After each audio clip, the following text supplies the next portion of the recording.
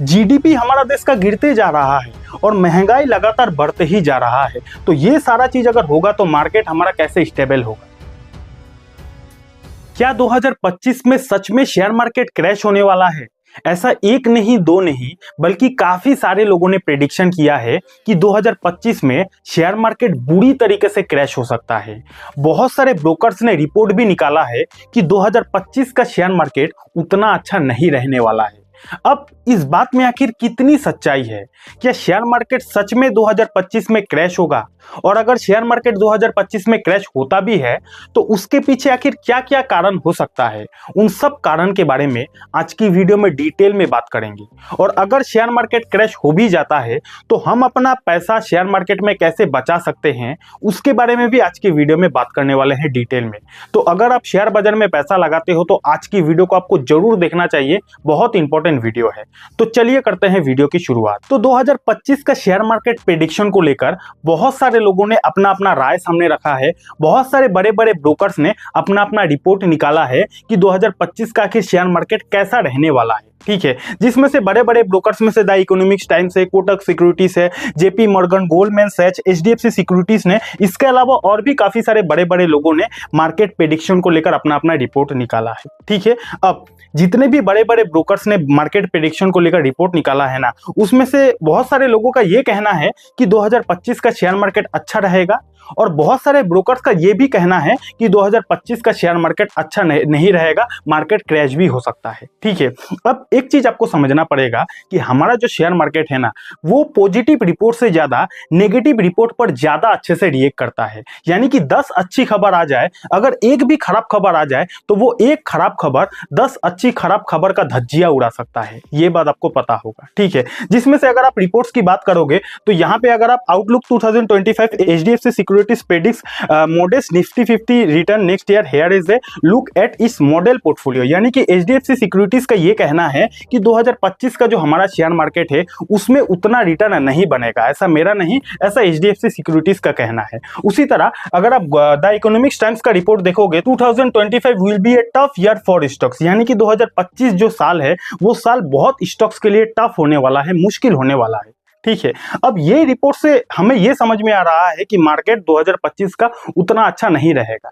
तो अगर मार्केट अच्छा नहीं रहेगा, अगर मार्केट क्रैश भी हो जाता है तो उस क्रैश के पीछे क्या क्या कारण हो सकता है, उन सब कारण के बारे में अभी हम लोग डिस्कस करेंगे। लेकिन उससे पहले आपको ये समझना पड़ेगा, ये जानना पड़ेगा कि 2024 में हमें कहां पर कितना रिटर्न मिला है। ठीक है, तो 2024 में किसमें कितना रिटर्न मिला है? अगर आप निफ्टी 50 सेंसेक्स की बात करोगे तो 10% रिटर्न दिया है निफ्टी 50 सेंसेक्स ने। ठीक है, मिड कैप की बात करोगे, मिड कैप इंडेक्स ने लगभग 18 से 20% का रिटर्न दिया है, जो कि एक डिसेंट रिटर्न है।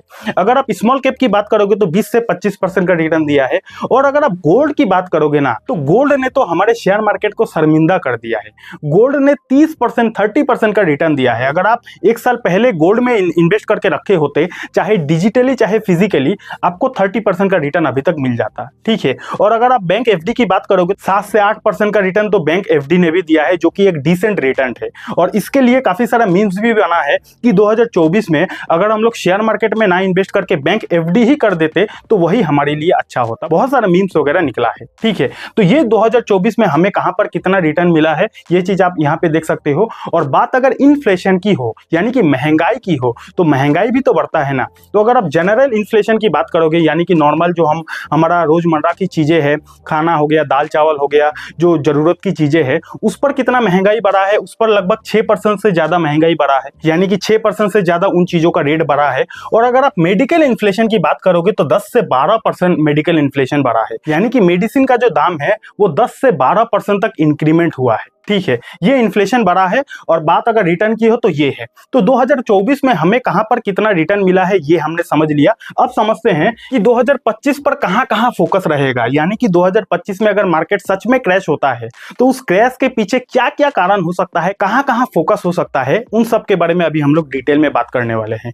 उससे पहले अगर आपके पास डीमेट अकाउंट नहीं है तो फ्री डीमेट अकाउंट का लिंक आपको डिस्क्रिप्शन पर मिल जाएगा, वहां से फ्री में ही अपना डीमेट अकाउंट बनवा सकते हो। और वीडियो को लाइक नहीं किया है तो लाइक कर दो। बहुत सारे लोग लोग वीडियो तो देखता है, भाई लाइक नहीं करते हो तो लाइक कर दो और प्यारा सा कमेंट भी कर देना। तो 2025 में कहां कहां फोकस रहेगा, ऐसा कौन सा इवेंट है जो इवेंट 2025 में हमारा शेयर मार्केट को डिस्टर्ब कर सकता है, उन सब के बारे में अभी डिटेल में बात करते हैं। तो सबसे पहले तो फोकस रहेगा अमेरिकन बाजार में, यानी कि यूएस का मार्केट में, जिसके पीछे कारण यह है कि भैया ट्रम्प का एक्टिविटी के ऊपर सबसे ज्यादा फोकस रहेगा। आपको पता होगा 20 जनवरी को ट्रम्प ज्वाइन करने वाले हैं, अमेरिका के प्रेसिडेंट बन जाएंगे।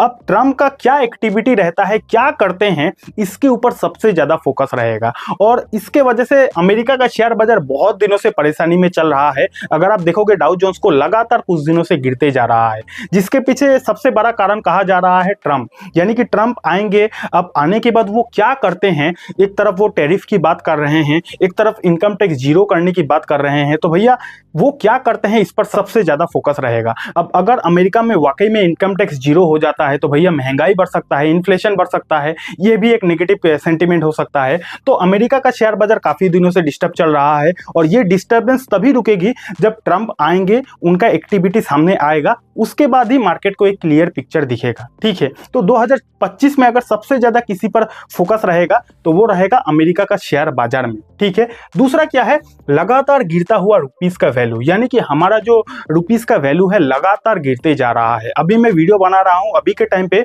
$1 का कीमत है 85 रुपीस। ठीक है, तो लगातार गिरता हुआ हमारा रुपीस का जो वैल्यू है ये भी हमारे मार्केट को डिस्टर्ब करवा सकता है इन फ्यूचर में, क्योंकि हम बहुत ज्यादा चीजों को एक्सपोर्ट करते हैं, यानी कि बाहर के देशों से बहुत ज्यादा चीजों को खरीदते हैं। तो बहुत ज्यादा चीजों को खरीदेंगे तो हमें डॉलर्स में पेमेंट करना पड़ेगा और रुपीस का वैल्यू गिरते जाएगा तो हमारा यहाँ पे बहुत बड़ा नुकसान हो रहा है। ठीक है, तो इस पर भी काफी ज्यादा फोकस रहेगा, रुपीस का वैल्यू गिरते ही जा रहा है। तीसरा फोकस रहेगा फेब महीने में जो बजट है, इस पर भी काफी ज्यादा फोकस रहेगा, क्योंकि इस बार का जो 2025 का बजट होने वाला है ना, लोगों का हाई एक्सपेक्टेशन है। बहुत सारे लोग आशा करके चल रहा है, स्पेशली आम इंसान मिडिल क्लास जो है बहुत आशा कर रहा है कि कहीं ना कहीं इस बार का बजट हम मिडिल क्लास वालों के लिए अच्छा हो जाए, इस बार हमें टैक्सेशन में थोड़ा बहुत छूट मिल जाए इस बार, इसीलिए बहुत सारे लोग आशा करके चल रहा है। ठीक है, क्योंकि आपको पता ही होगा कि आज से ठीक कुछ दिन पहले जीएसटी काउंसिल का मीटिंग हुआ, जिसमें अब सेकेंड हैंड गाड़ियों पर भी 18% जीएसटी देना पड़ेगा। अगर हम लोग मीठा पॉपकॉर्न खाएंगे उस पर भी 18% जीएसटी देना पड़ेगा। तो इसीलिए बहुत सारे लोग गुस्सा है, निराश है, हताश है। तो कहीं ना कहीं देखिए, टैक्स लेना कोई गलत बात नहीं है, अगर सरकार टैक्स नहीं लेगी तो देश चलेगा कैसे, लेकिन अगर आप टैक्स ले रहे हो तो उसके बदले हमें कहाँ कुछ अच्छा फैसिलिटी मिल रहा है, चाहे आप मेडिकल की बात करो, चाहे आप शिक्षा की बात करो, चाहे आप रोड की बात करो। तो खैर छोड़िए, उसके ऊपर मैं नहीं जाऊंगा, नहीं तो अंदर का जो भड़ास है वो निकल जाएगा। तो बजट को लेकर काफी सारा एक्सपेक्टेशन लोगों का हाई है। बजट में अगर कुछ 19-20 हो जाता है तो भैया यहाँ पे हमारा मार्केट डिस्टर्ब हो सकता है। ठीक है, उसके बाद क्या है कि Indian market Q3 result not expected good, यानी कि रिसेंटली Q2 का रिजल्ट आया था, बड़े बड़े कंपनीज ने बहुत ही खराब रिजल्ट दिखाया, बड़े बड़े कंपनीज का जो कमाई है वो कम हुआ, Q2 में हमने देख लिया। अब Q3 का जो सिलसिला है वो शुरू होने वाला है जनवरी महीना का 15 तारीख से, यानी कि 15 तारीख से Q3 का जो रिजल्ट है वो धीरे धीरे हर कंपनी का सामने आएगा। तो Q3 का जो रिजल्ट है ये भी अच्छा नहीं रह सकता है, ऐसा भी काफी लोगों का कहना है, यानी कि Q3 में भी बहुत सारे कंपनीज का अर्निंग उतना नहीं होगा, ऐसा बहुत सारे लोगों का कहना है, ऐसा एक्सपेक्टेशन है। ठीक है, तो ये भी हमारे मार्केट को डिस्टर्ब करवा सकता है। होगा नहीं होगा वो तो हम लोग फ्यूचर में देखेंगे, मैं बस आपको बता रहा हूं कि ये सब मार्केट में अभी एक्सपेक्टेशन किया जा रहा है। ठीक है, उसके बाद आरबीआई का रेट कट अनसर्टेनिटी, यानी कि आरबीआई रेट कट करता है या फिर नहीं, उसको लेकर अनसर्टेनिटी हो सकता है मार्केट में। उसके बाद जीडीपी ग्रोथ स्लो डाउन, यानी कि रिसेंटली जो जीडीपी का डेटा आया था, लास्ट क्वार्टर की मैं बात कर रहा हूं, उसमें हमारा जीडीपी का ग्रोथ भी काफी ज्यादा स्लो डाउन हो गया था। अब इन फ्यूचर में भी अगर जीडीपी का डेटा आता है, उसमें भी जीडीपी अगर स्लो डाउन ही होता है तो ये भी हमारे मार्केट को डिस्टर्ब कर सकता है। ठीक है, उसके बाद इन्फ्लेशन लगातार बढ़ रहा है, यानी कि महंगाई लगातार बढ़ रहा है, जीडीपी हमारा देश का गिरते जा रहा है और महंगाई लगातार बढ़ते ही जा रहा है। तो ये सारा चीज अगर होगा तो मार्केट हमारा कैसे स्टेबल होगा। ठीक है, तो जीडीपी का डेटा लास्ट क्वार्टर खराब आया, आशा करते हैं आने वाले समय में अच्छा आ जाएगा। इन्फ्लेशन का डेटा भी लास्ट टाइम उतना अच्छा नहीं आया था, आशा करते हैं आने वाले समय में अच्छा हो जाएगा। एंड फाइनली क्या है, वार, यानी कि ये ईरान इजराइल वार, रशिया यूक्रेन वार चल ही रहा है, जिसके वजह से क्रूड ऑयल कई बार डिस्टर्ब हो जाता है, और क्रूड ऑयल अगर डिस्टर्ब हो जाएगा ना तो भैया पूरा ओवरऑल मार्केट का सेंटीमेंट खराब कर सकता है। सकता है। तो ये सारा मेन रीजन है जिन रीजन की वजह से 2025 में हमारा शेयर मार्केट डिस्टर्ब हो सकता है। ठीक है, होगा नहीं होगा आने वाले समय में देखेंगे। मैं बस आपको एजुकेशनल पर्पस के लिए आपको बता दिया कि ये सारा रीजन हो सकता है हमारे मार्केट को डिस्टर्ब करवा सकता है। ठीक है, अब इसका क्या सोल्यूशन है, यानी कि अभी तक हमने जो नेगेटिव चीजें था डिस्कस कर लिया, अब कुछ तो सोल्यूशन भी होगा ना। तो चलिए अब सोल्यूशन के ऊपर भी बात करते हैं। तो बात अगर सोल्यूशन की हो तो सोल्यूशन से पहले आपको यह समझना पड़ेगा कि पैसा इन्वेस्टमेंट करना हर जगह रिस्की होता है, कम या फिर ज्यादा। यानी कि आप अपने पैसों को चाहे कहीं भी इन्वेस्टमेंट करो, पैसा इन्वेस्ट करना हर जगह रिस्की होता है। कहीं पर कम होता है रिस्क, कहीं पर काफी ज्यादा होता है। अब काफी समझदार लोग ये बोलेगा कि सर बैंक में पैसा इन्वेस्ट करना थोड़ी ना रिस्की होता है। तो मैं आपको बताना चाहूंगा कि बैंक में भी आपका पैसा 5 लाख तक ही सेफ है। 5 लाख तक का ही आपका इंश्योरेंस रहता है, उससे ज्यादा नहीं रहता है। अगर आपका 10 लाख का एफडी है किसी भी बैंक में और भगवान ना करे अगर वो बैंक रातों रात बंद हो जाता है, बैंकक्रप्ट हो जाता है ना, तो 10 लाख आपका एफडी है ना, आपका 5 लाख तक का ही इंश्योरेंस है। बाकी का 5 लाख मिलेगा या फिर नहीं मिलेगा वो भगवान भरोसे है।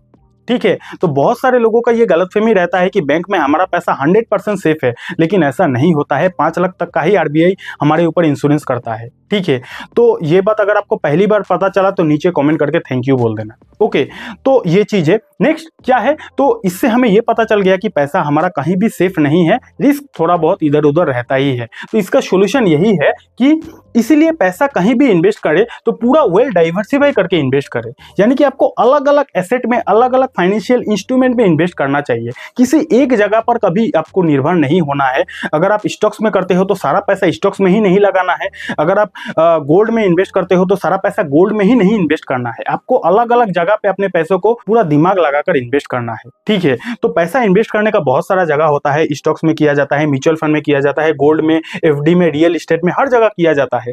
तो आपके पास जितना भी कैपिटल है आपको पूरा डाइवर्सिफाई करके इन्वेस्ट करना चाहिए, ताकि भगवान ना करे इन फ्यूचर अगर म्यूचुअल फंड ने रिटर्न नहीं दिया तो गोल्ड दे देगा, गोल्ड ने रिटर्न नहीं दिया तो एफडी दे देगा, एफडी नहीं दिया तो रियल एस्टेट दे देगा, और अगर रियल एस्टेट भी नहीं दिया तो स्टॉक्स दे देगा। तो इसीलिए आपको डाइवर्सिफाई करके इन्वेस्ट करना चाहिए। और सबसे जरूरी क्या है, हमेशा इमरजेंसी फंड अपने पास रखें।